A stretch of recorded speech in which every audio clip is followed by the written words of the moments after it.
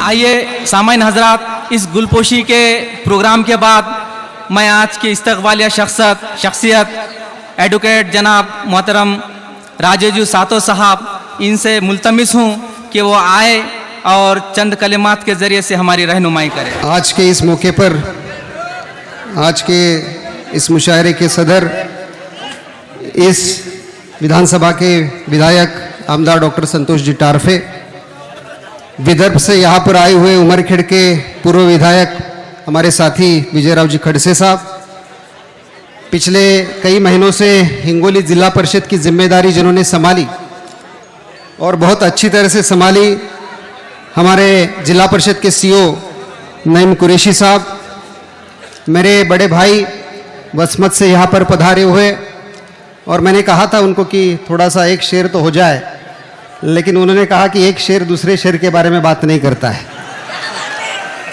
ऐसे हमारे अब्दुल हाफिज साहब, इस जिला परिषद के एडिशनल सीओ देशमुख साहब, इस नगर परिषद की अध्यक्षा हमारी बहन यास्मीन बेगम शेख फारूक जी, आंध्र प्रदेश से आए हुए रत्नाकर जी, मंच पर बैठे हुए हमारे लोकसभा युवक कांग्रेस के अध्यक्ष गुड्डू जी, हिमायतनगर के नगर सेवक मनवर खान जी, फेरोज खान जी, मंच पर बैठे हुए सभी वरिष्ठ, यहाँ पर त्रिभाषिक कवि सम्मेलन में आए हुए सभी शायरान, सभी कवि, और इस त्रिभाषिक सम्मेलन के आयोजक हमारे साथी हफीज़ भाई, निहाल जी और फारूक, उनका भाई नशू, सभी यहाँ पर उनके सभी साथी दोस्तों। और ये एडवर्टाइज कब ख़त्म होगी और सही प्रोग्राम कब शुरू होगा, इस राह में बैठे हुए मेरे सभी दोस्तों, सभी बुजुर्ग, सभी साथियों, सबसे पहले मैं आप सबका धन्यवाद करना चाहूँगा कि आप सबके वजह से, जैसे हमने पिछले 7-8 साल से, 12 साल से जो शुरुआत की और आज एक चोटी पर हम पहुंच गए हैं, और जिस प्रकार से ये बुलंदी पर हम पहुंचे हैं, आज मेरे जन्मदिन के मौके पर ये आपने त्रिभाषिक कवि सम्मेलन रखा, इन सभी जिन्होंने इसका आयोजन किया उनका धन्यवाद। लेकिन साथियों, धन्यवाद मैं आपका इसलिए भी देना चाहूँगा कि आपकी दुआएं, आपकी मदद, आपका हरयोग से हर दिन हर पल मुझे सहयोग रहा, और राजीव सातो जो यहाँ तक पहुँचा है उसकी कहीं ना कहीं नींव इस कलमनुरी से रखी गई। मैं और एक बार हो जाए, मैं देखो भाई, अच्छे दिन कहीं आए ना आए, लेकिन आप लोगों के बीच में बैठा तो लगता है अच्छे दिन आए, क्योंकि दिल्ली में जाता हो तो सूट बूट दिखता है, और जिस प्रकार से भाइयों बहनों, दोस्तों, मित्रों ये बातें सुनाई देती है, तो ये देश कहाँ जाएगा समझ में नहीं आता। पहले हम कहते थे कि लाल आंखें दिखानी चाहिए। दोस्तों, भाइयों बहनों, पहले हम कहते थे भाइयों बहनों, माँ बेटे की सरकार में महंगाई बढ़ी, शहजादे के राज में नौकरी मिली। पहले हम कहते थे लाल आंखें दिखानी चाहिए। पहले हम कहते थे भाइयों बहनों 56 इंच का सीना चाहिए।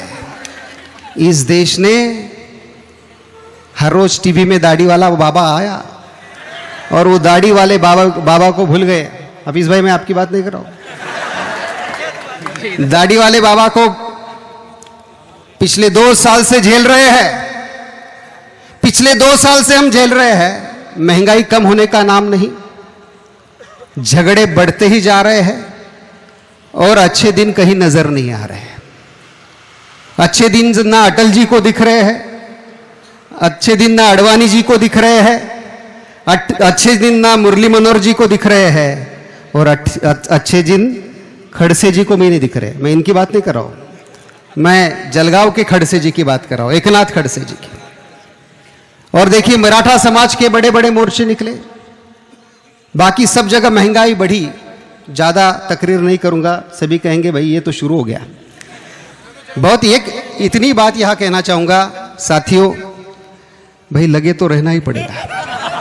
अब 3 साल लगे तो रहना ही पड़ेगा, क्योंकि ये अच्छे दिन वाले को जब तक घर नहीं भेजेंगे तब तक सही मायने में अपने अच्छे दिन नहीं आएंगे। और इसलिए साथियों, आप सबकी दुआ, आप सबका सहयोग यहाँ तक मुझे लेके आया। मैंने कभी सोचा नहीं था भाइयों कि मैं खासदार बनूंगा। आमदार बनने का सपना था, क्योंकि 2 बार माँ हार गई थी। जिंदगी में एक बार एक दिन के लिए तो आमदार बनूं ये सोच थी, लेकिन एक पे एक फ्री आपने दिया। मुझे भी मदद की, डॉक्टर टारफे जी को भी मदद की, और आपका बहुत बहुत शुक्रिया, कोई लफ्ज़ नहीं है।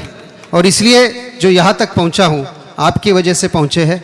आपका बहुत शुक्रिया, आपकी ऐसी मदद, आपका ऐसा ही सहयोग मिले। और सभी जो साथी यहाँ पर आए उनके लिए भी धन्यवाद। हमारे कुरैशी साहब, देशमुख साहब, फक्र है हमको आप लोगों के ऊपर कि आप लोगों ने, अरे यार शेर, अरे है मेरे पास। चाय बेचने वाले का, चाय बेचने वाले का करोड़ों में सूट बिकता है। चाय बेचने वालों का करोड़ों में सूट बिकता है। जनता से ये कहते थे काला धन लाने वाले हैं। जनता से ये कहते थे काला धन लाने वाले हैं। थोड़ा सा और सब्र करो, अच्छे दिन आने वाले हैं। थोड़ा सा और सब्र करो, अच्छे दिन आने वाले हैं। हमको क्या पता था, हमको क्या पता था कि हिलने लगेगी ये धरती। हमको क्या पता था कि हिलने लगेगी ये धरती, और फांसी किसान लगाएंगे। हमको क्या पता था कि हिलने लगेगी ये धरती और फांसी किसान लगाएंगे। जूही नहीं सब तुमको कहते हैं फेंकू फेंकू फेंकू। बहुत बहुत शुक्रिया। खुदा हाफिज।